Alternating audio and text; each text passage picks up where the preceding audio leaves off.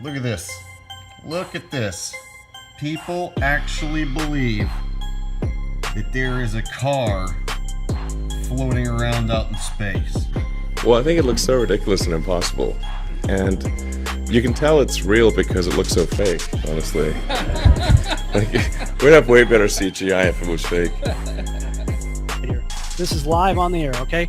I'm going to zoom in on the Earth in Photoshop. You see the Earth? Okay, I'm going to go to Image, Adjust, Levels, and I'm going to bring the levels up. Uh-oh. What is that? Why is there a square box around the Earth?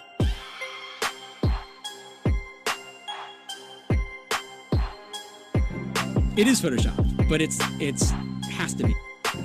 It is Photoshop, but it has to be. It is the world that has been pulled over your eyes to blind you from the truth. What truth? That you are a slave, Neo. Like everyone else, you were born into bondage, born into a prison that you cannot smell or taste or touch. A prison for your mind.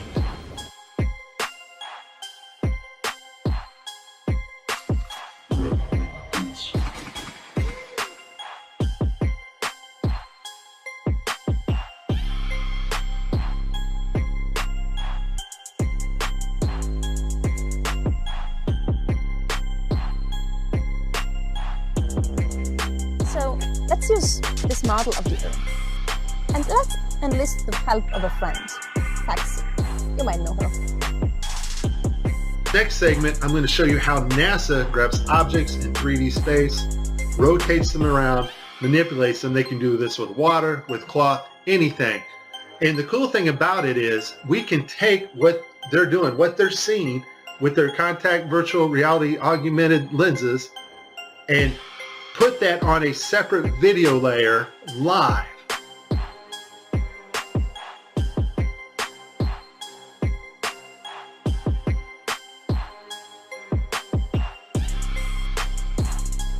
Okay, I have a lot of Tim Peake screw-ups, but this one here, the system glitches, the software does not track his hand properly, and Tim slips his hand underneath his other fingers, which is tightly holding onto the mic, which would be impossible.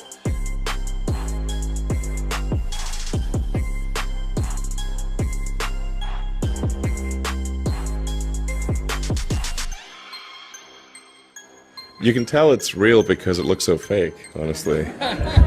Like, we'd have way better CGI if it was fake.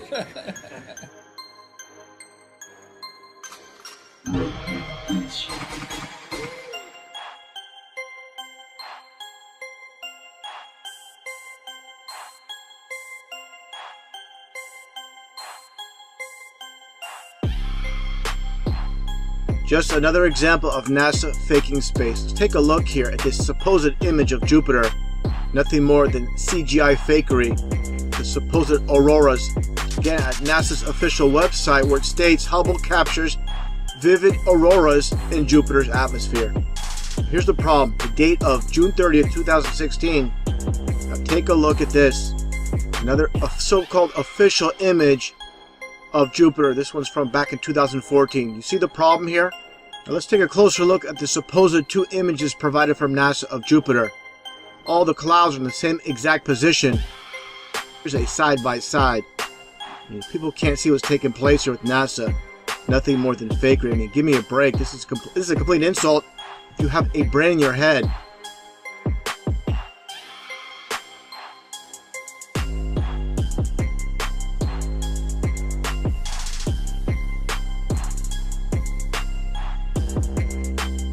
look like you're in a studio, maybe in Omaha, Nebraska or something. The shot is so clear. Is this a hoax? Are you really in space still?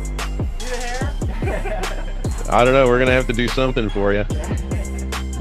I want to do it. I know. Oh, yeah, I can do that. Watch this. Is this a hoax? Are you really in space still?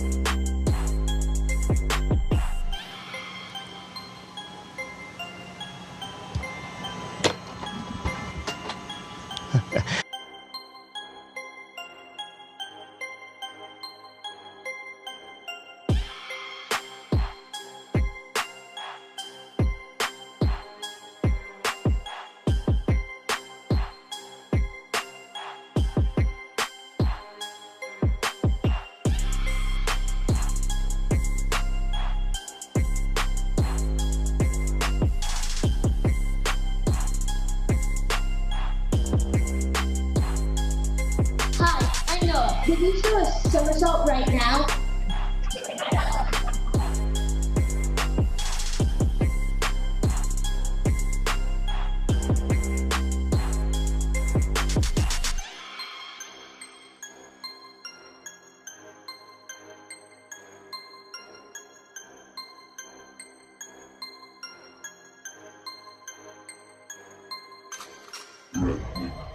Is this a hoax? Are you really in space still? See the hair? See the hair? And they just start making stuff up. Yeah. Like that Neil Armstrong guy. Have you seen him on the talk shows? Neil Armstrong, you mean the first man to walk on the moon? Talk about a fish story. Yeah. Man, and they're buying it. Oh, yeah.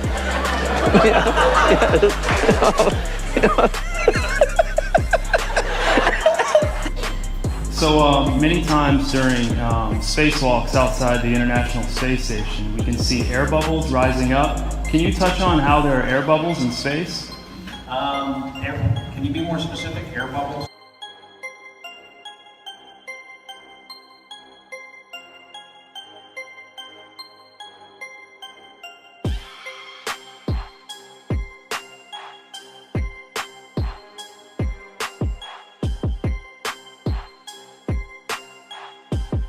So yeah, like a lot of times during the footage, the NASA footage, you can see bubbles coming up out of the helmets or kind of from underneath you. How do you explain bubbles in space? Yeah, I'm not sure exactly what you're talking about. Now sometimes you get water in the helmet, and it comes. It's either from sweat or from the cooling garments, and that's generally what that is. I've never seen any kind of air bubble anywhere. Could it be that you're filming in an underwater pool and you're not really out there?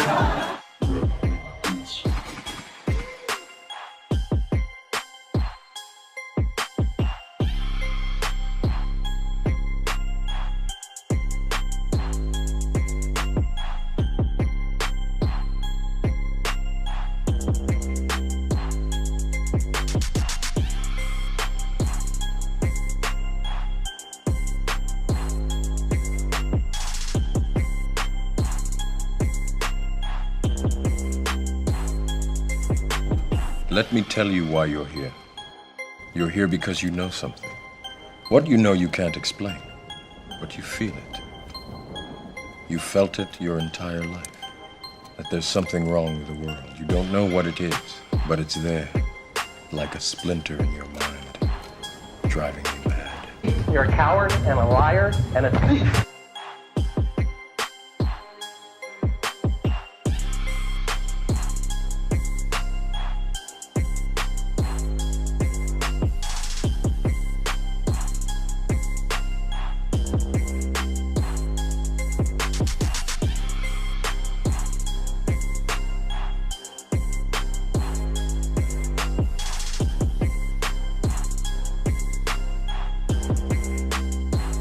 In 1986, the shuttle Challenger exploded about 74 seconds after takeoff, killing all 7 astronauts inside. Or did it? It turns out that 6 of the 7 are still alive and kicking today. Ellison Onizuka claims to be his identical twin brother, Claude. Yeah, I've got an identical twin brother, Claude, too. The Challenger pilot, Mickey Smith, hasn't even bothered changing his name. He's now Professor Michael J. Smith of University of Wisconsin. Now, Krista McAuliffe was a bit of a sneaky one. She was the Challenger payload specialist, quite famous for being a teacher. It turns out during her astronaut days she was using her middle name, Krista, and now she goes by her first name, Sharon. The Challenger commander, Francis Richard Scobie, is now Dick Scobie, which sounds like a rather unpleasant disease. Judith Resnick, the Challenger mission specialist, again hasn't even bothered changing her name. She's a professor at Yale Law. And finally, Ronald McNair, another Challenger mission specialist, claims to be his identical twin brother, Carl McNair. What are the odds? So there I was, just minding my own business, looking at Google Earth, and This big, snow-covered monstrosity is staring me in the face like, why is that covered in snow? So I keep digging a little bit deeper, and I finally get underneath this cloud cover here, and a few images pop up. And I say, oh, images, what are they? Well, this is what you got, which I'm sure that looks familiar to you, right? Looks just like the pictures they give us of Mars. So I'm just kind of creeping around here and definitely noticing the same kind of undulation changes and same kind of rock, same kind of dirt. The only thing that's missing is that nice little red tint that they pay somebody $150,000 a year to put on there. So I'll keep kind of going through here and see if it... What the...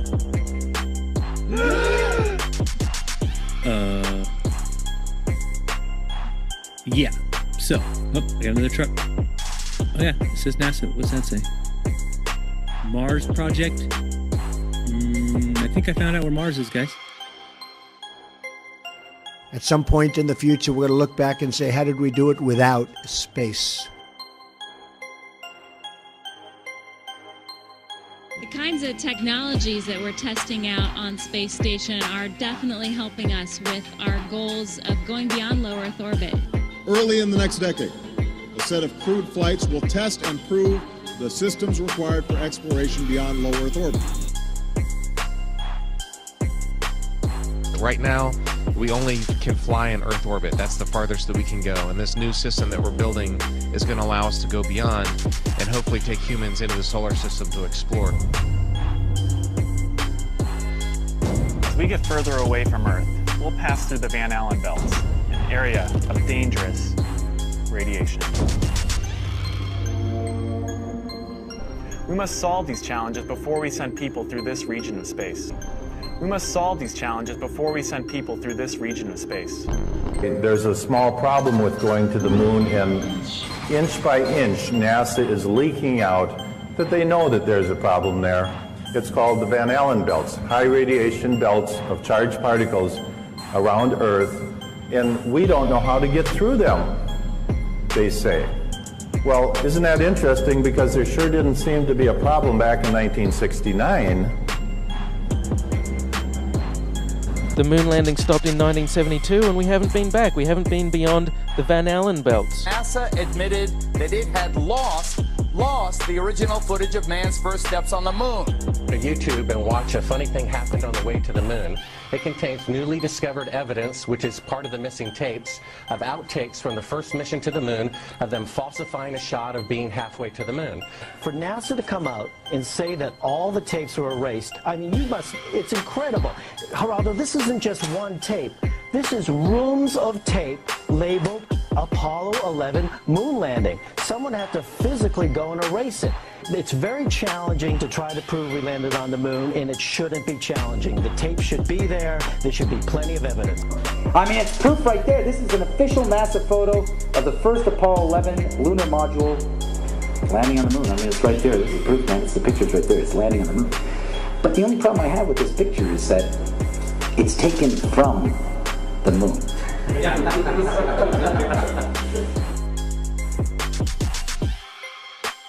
People who believe they saw the landing on the moon because they heard it on the radio.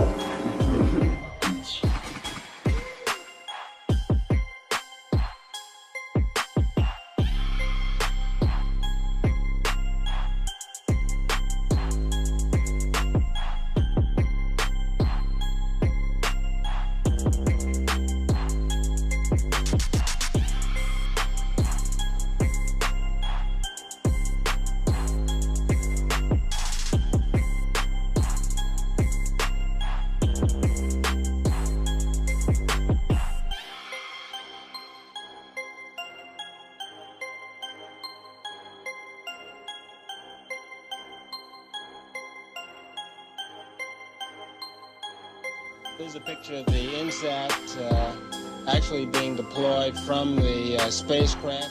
Did you see it in the background? There was a guy in the background, man.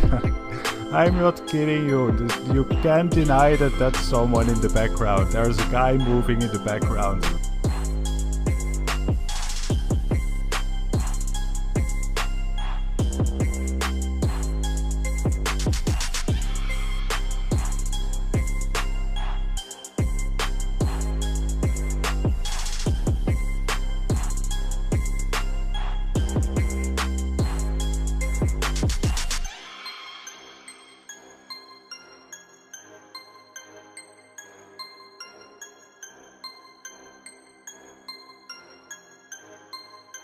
And I'll tell you, just if nothing else, here's why you can tell they're not fake.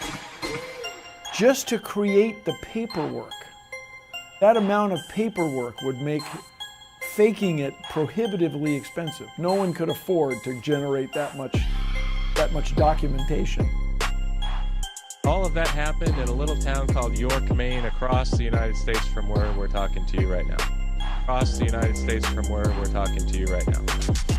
My research of the last year has led me to the conclusion that not even low Earth orbit is possible, that the International Space Station is a hoax, and all manned space travel is fake.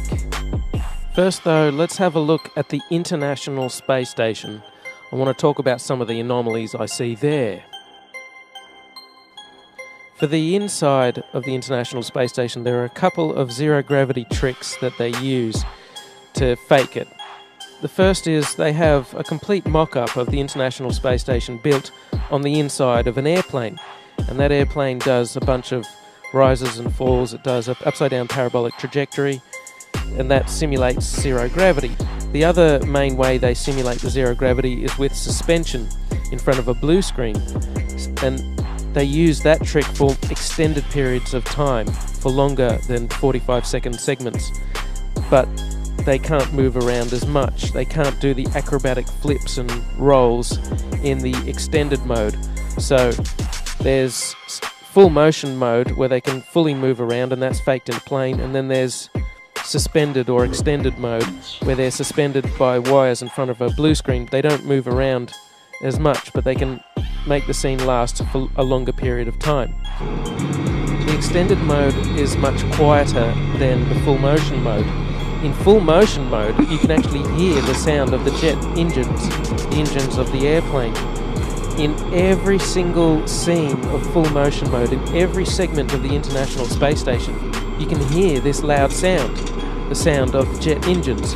You could argue that it's the air conditioning system. Not even an office air conditioner is that loud. And why is there a loud sound in every segment of the International Space Station?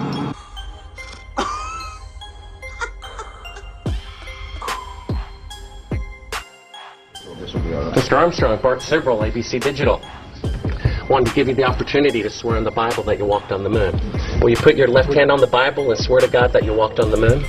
You have $5,000 cash. You can give it to charity if you swear on the Bible that you walked on the moon. Please I have the tape. That'd be fine. Why don't you swear to... Why not? Why won't you do it?